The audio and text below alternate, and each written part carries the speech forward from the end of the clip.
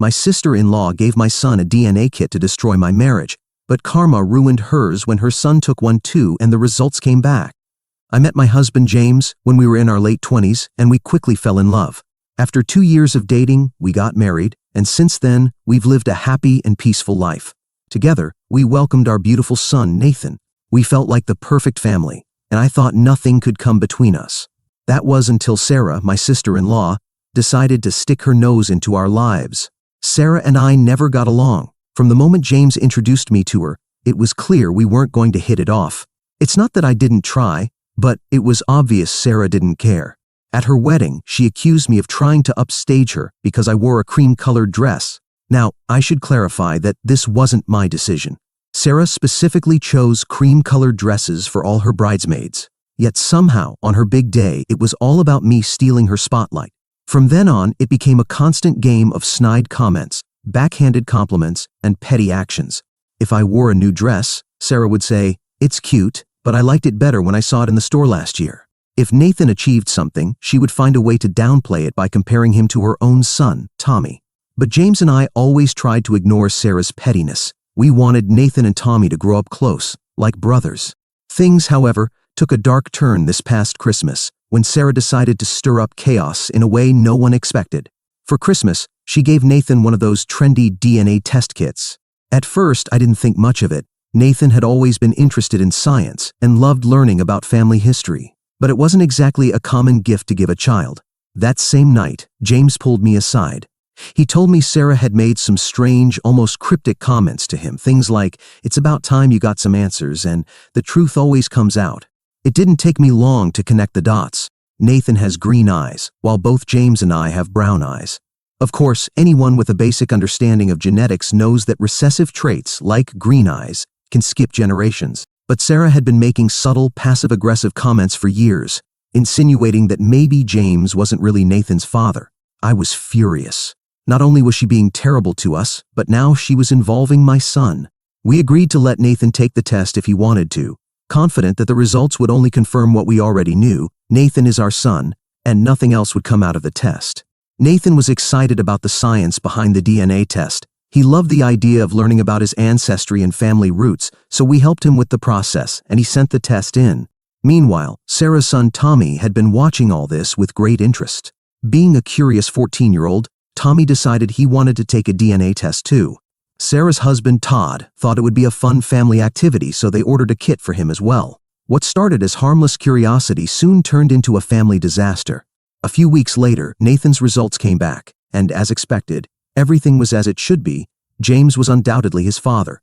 But then came the shock of our lives when Tommy's results arrived. It turned out Todd wasn't Tommy's biological father.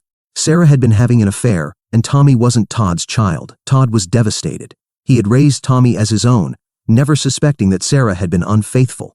To make matters worse, Todd demanded a paternity test for their younger daughter, who was only 7 years old.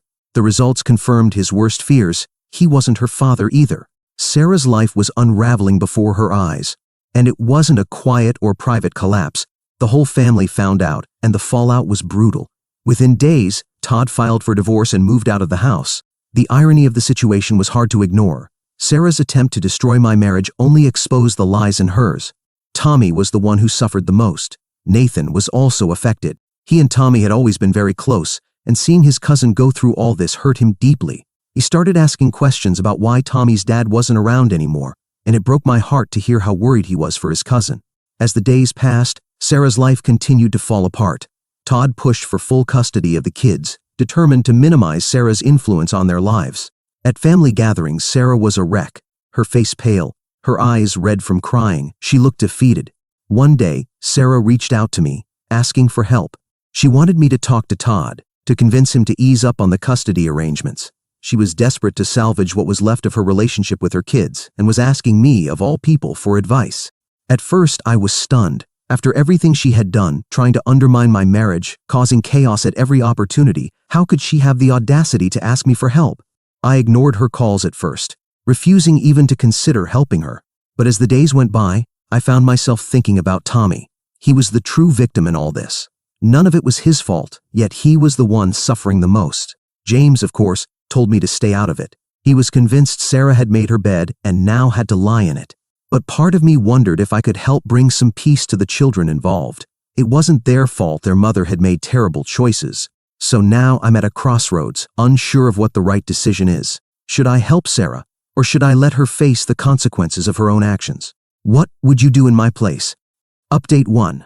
I wanted to share an update on what's been happening since my last post, and I hope it sheds some light on the complex situation we're dealing with. Sarah keeps calling me incessantly, and honestly, it's becoming exhausting. I thought she might calm down or back off eventually, but she hasn't. She's relentless. One particularly bad day, she called me 3 times in a row, leaving long, tearful voicemails. I could hear the desperation in her voice, but even so, I found it hard to feel much sympathy. At one point, my husband, James, got so frustrated that he couldn't take it anymore. He called her himself. James rarely loses his temper, so when he made that call, I knew things had escalated. From across the room, I could hear his voice. He exploded, telling her he was sick of her disrespecting me and trying to manipulate our family. After that conversation, things got worse. Sarah's tone shifted again. She started sending me repeated text messages, oscillating between begging for my help and accusing me of trying to ruin her life. One moment she was begging for my support, telling me how much she needed me to talk to Todd and fix things. The next, she was calling me manipulative, claiming I was jealous of her and her family and wanted to destroy her marriage. Through all of this, my biggest concern has been the children. They are innocent in all of this, but they're the ones suffering the most. I can't stop thinking about Tommy and Nathan. The revelation about Tommy's real father must have been devastating for him, and it's clear he's struggling to process it. It's hard for me to watch him go through this without being able to help. Nathan, on the other hand, doesn't fully understand what's happening but knows something is wrong.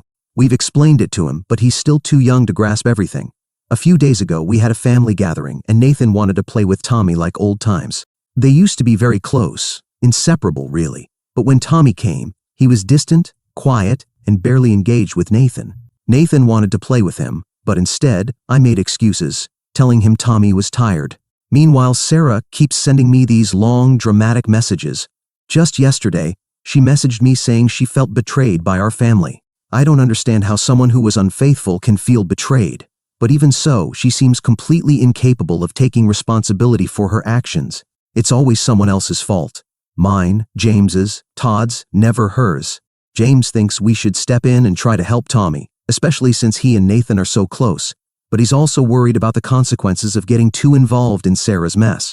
We've been trying to walk a fine line between supporting the children and protecting our own peace, but it's been harder than we imagined. To make matters even more complicated, Todd has started reaching out to James. He's been trying to understand everything that happened and wanted to talk about the situation. James, though reluctant, agreed to meet him for coffee, and when he came back, he looked more conflicted than ever. Todd, understandably, is devastated. He told James that he feels like his whole life has been a lie and is now struggling to figure out how to co-parent with Sarah after everything that's happened. Talking to Todd only made James feel more torn. Todd is a good man who's just trying to do his best for his kids despite the nightmare he's in. After hearing Todd's perspective, James is even more conflicted about how to move forward. He wants to help, but we both know that getting too involved could pull us deeper into Sarah's chaos. It's hard to know what the right decision is. Every time I see Tommy, I feel an overwhelming urge to help him. He's just a kid caught in the middle of this mess, and he doesn't deserve any of it. Nathan keeps asking why Tommy seems so sad all the time, and it breaks my heart not to be able to give him an honest answer. The more I think about it, the more torn I feel between wanting to step in and the fear of being sucked into Sarah's chaotic world. At the end of the day, all I want is to protect the children. Tommy and Nathan deserve better than this, and it's painful to see them suffer because of their parents' mistakes. I'm not sure what the future holds, but I hope we can find a way to resolve this without causing more harm. I'll keep you updated on what happens, and again, thank you for your continued support. Update 2. A lot has happened in the past few days, so brace yourself. It's been a lot for all of us, and honestly, I'm not sure how much more I can take. First of all, Sarah decided to go ahead with a formal medical paternity test. She wasn't satisfied with the results of the home DNA kit, claiming it wasn't a reliable source for making such an important decision. To be fair, home tests do have a margin of error, and I guess she was clinging to whatever little hope she had left. But the results didn't change. The medical paternity test confirmed the same thing as the other one. Todd is not the father of Tommy or his daughter. Sarah simply dug herself into an even deeper hole. I wasn't surprised by the outcome, but this left no room for doubt. Todd especially seemed like he was trying to prepare himself for the worst, but when those medical results came in, I could tell it still hurt him deeply. He looked shattered, as if the last shred of hope he'd been clinging to had been ripped away. He had mentioned to James before that he wasn't expecting any miracles, but there was always a small part of him that hoped maybe the test was wrong. After hearing the news, Todd became more withdrawn. Apparently, after receiving the results, Todd started investigating and tracked down the man he believed Sarah had the affair with. From what Todd told James, this man was a co-worker of Sarah's.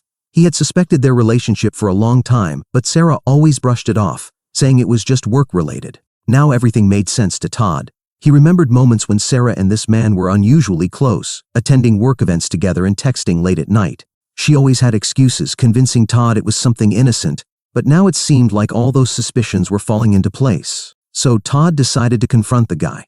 He tracked him down to his house and went there without telling anyone. From what I learned afterward, Todd wasn't in a good mental state. He was hurt, angry, and desperate for answers. Things quickly got out of hand. The man denied everything at first, but Todd wasn't willing to accept it. It soon turned into a shouting match, and it wasn't long before it got physical. Neighbors heard the commotion and called the police. By the time officers arrived, both Todd and the man were bruised. Todd ended up being arrested for assault and is now facing charges. It's a mess. James had to go to the police station to help Todd. He posted his bail, but Todd is now facing serious legal trouble. He's trying to argue that the fight was provoked, but it will be hard to prove that in court. This whole situation just keeps spiraling out of control, and I can't help but feel that it all stems from Sarah's decision to hide the truth for so many years. Todd is falling apart, and it's heartbreaking to see someone who was always so composed crumble like this. Meanwhile, Sarah is desperately trying to do damage control, but it's far too late. Todd has filed for full custody of the kids. Sarah is panicking. She's trying to convince everyone that Todd is the problem, calling him a psychopath and using the fight as proof that he's unstable and dangerous. She's terrified that Todd will take the kids away and is lashing out at anyone who isn't on her side. Todd has been talking about moving to another state with the kids, wanting to put distance between them and Sarah. He believes a fresh start is what the kids need, far away from all the chaos, but I'm not so sure. I understand his desire to protect them, but taking them away from everything they know could do more harm than good. Legally, it's going to be a tough battle. The last time I saw Sarah, she looked like she hadn't slept in days. Her eyes were red and swollen, and she kept repeating that everything was falling apart, that everyone was trying to take her children away from her. It's like she was having a panic attack. Even so, she still sees herself as the victim in all of this. At this point, I think we have no choice but to get involved. We're already entangled in this mess, whether we like it or not. James thinks we should support Todd and help him through the legal challenges he's facing, especially since Todd seems to be the more stable parent in all of this, which I think is a good idea. I'll keep you updated as things unfold, but for now, we're just holding on and hoping for a resolution that won't completely destroy these kids' lives. Update 3. I have a lot to share about everything that has happened since I last posted. First, let's talk about Todd and the man Sarah had the affair with. You already know how that confrontation led to Todd being arrested after things turned physical. Initially, we thought Todd might face serious assault charges, but the man decided not to press charges. From what Todd told us, it seems like this man wanted to distance himself from the entire mess. He probably realized that being involved could make things even worse for him, both personally and professionally. Although this man admitted to the affair when the police got involved, he has since cut ties with both Todd and Sarah. In a way, that chapter of this story is closed, and honestly, I think that's for the best. Todd doesn't need to keep fighting with someone who clearly never cared about the consequences of his actions. Many have asked me about Tommy's sister and why I haven't talked much about her. Well, she's like Nathan. She's been told what's going on but doesn't fully understand it, so she doesn't seem as affected. Deep down, I think she's also grieving in her own way, but she hasn't outwardly expressed it as much as Tommy has. He's older and more mature, so he understands better what's happening, and this seems to be hitting him harder. That's why I've talked more about him. Although both children are clearly victims of their mother's actions, James and I are here to support them both, no matter who their parents are. As for Tommy, things have gotten worse. Some kids at his school have started bullying him, which has led to him getting into some fights. It doesn't help that Sarah is filling his head with ideas that all of this is his father's fault. Tommy knows that his mom cheated on Todd and that Todd isn't his biological father, but even so, Sarah has told him she did it because Todd was mean to her. This just shows that she would rather destroy her family and divide it than fight for them. In my opinion, that's a horrible thing to say. Todd, so far, has been fighting for his children. All he wants is to get away from Sarah, something anyone would understand after seeing how manipulative, deceitful, and unfaithful she is. I don't understand how the person who caused so much pain and created all this drama can paint herself as the victim and keep ruining everyone else's lives. But I guess that's in her nature. She did what she did because she's a despicable person and will keep acting this way to the bitter end, looking to gain something from all of this to make herself feel better. This is even more reason why James and I believe a child shouldn't grow up around a parent who has been unfaithful. It's the worst example and influence they can have for a proper upbringing. We hope Todd can get full custody because if Tommy continues to be influenced by his mother, things won't end well for him. For his younger sister, it will be even worse because she's still young and doesn't fully understand what's happening. Over the years, Sarah is likely to manipulate her and turn her against Todd. There's also the chance that she'll end up behaving just like Sarah, believing that what she did wasn't that bad and blaming others. At this point, both James and I are fully on Todd's side and on the children's side too. First, because Todd genuinely wants to be a good father to them, but also because we believe neither Sarah nor the biological father is what the kids deserve. Their best chance right now is with Todd, and we're going to support the three of them in any way we can. Even the rest of James's family, like my in-laws, are on Todd's side. Even Sarah's parents aren't happy with what she's done. For example, the other day we decided not to attend a family event. On one hand, we had another commitment, but we also wanted to avoid the drama surrounding Sarah, and because it was painful to see Nathan suffer from everything Tommy is going through. At the event, Sarah started with her usual monologue, trying to paint Todd as the villain in the story. But my father-in-law interrupted her and told her to stop because all she was doing was causing more harm and pain to everyone. He pointed to Tommy, who was sitting across the room, and said, "Don't you see what your mistakes have caused? Don't you see that you're still hurting everyone? Your children don't deserve this, and neither do we. You should accept your mistakes and behave like a mature person." Then, my mother-in-law added that she hadn't raised her to act like this, and that she hoped her granddaughter wouldn't have that example to follow. Sarah threatened to leave the event with the kids, but no one in the family took her side. My father-in-law responded that she could leave if she wanted, but the grandchildren would stay. He told her that both kids needed to stay away from the drama she had caused, and continued to stir up around her, and that he would bring them back later. So, Sarah left, and the kids stayed to play. Later, my father-in-law called Todd to come spend the day with them, and he didn't hesitate for a second. My father-in-law said the kids seemed much better, though it wasn't a miracle cure. Still, being away from their mother right now is the best thing for them because her toxicity is affecting them, and no one in the family wants that, except, apparently, Sarah. Deep down, Sarah doesn't seem to care about her kids, only about how she's perceived and not losing everything, because a real mother wouldn't hurt her children with these games. She would try to protect them from everything. But at the same time, a mother wouldn't have cheated on her husband either. Yet, here we are. Update 4. Better times are coming to this family with the latest developments regarding my sister-in-law and her kids. To start, my sister-in-law found out Todd had been invited to my in-laws' house after she left, and she didn't like it, not at all. She went to my in-laws' house and confronted them, because according to her, they should be on her side and not Todd's. My in-laws responded that they would always side with the children in this situation, and that if Todd was good for them, then they would support him. This, in a way, set off her anger because after arguing, she picked up an ornament from the front garden and threw it at her parents' car window. To keep this part of the story short, it's a whole separate issue. My father-in-law sued her, and she had to pay for the window. I mention this because it's important for the custody case later on. As for the divorce, things went quite well for Todd. There was more than enough evidence that Sarah had been unfaithful, so you could say Todd came out ahead in the divorce. Although frankly, no one really wins in a divorce, especially not one caused by infidelity. But at least Sarah couldn't take any more from Todd than she already had. In the case for full custody of the kids, I won't say it was just as straightforward. It was quite the opposite. But if you want to know the result, I'll tell you, Todd won. It wasn't easy because, technically, Todd isn't the biological father of the kids, but after months in court, he managed it. Some family members, like James and my in-laws, testified about Sarah's character. The car window incident didn't help her case either, nor did the fact that the judge was open to considering granting full custody to the father instead of the mother, which is usually unusual.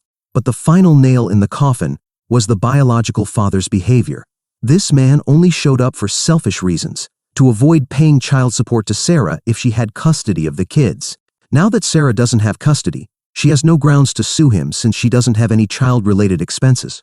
I'm not sure if Todd could demand anything from the biological father, but at least he hasn't told us he plans to. From what I understand, the biological father formally relinquished his parental rights, as if it were an adoption. I want to clarify that I haven't followed every detail of the case, so this is just my general understanding. The important thing here is that Todd has custody of both kids. This has already started to show results, especially for Tommy and his sister, who have begun therapy. Sarah can see her kids, but only under supervision. On the other hand, my in-laws can see the kids whenever they want, according to Todd's decisions, and so can we. This has also been positive for Nathan, who is starting to have playtime with Tommy again, just like before. There's still a lot to work on, but little by little, things are beginning to normalize, and that's all that matters. As for Sarah, I don't know what to tell you. I haven't had much contact with her for a while. I blocked her and haven't heard much from her since then. She sent the occasional message to her parents or James, but things are very cold between them now, and I'm not sure if that will ever change, to be honest.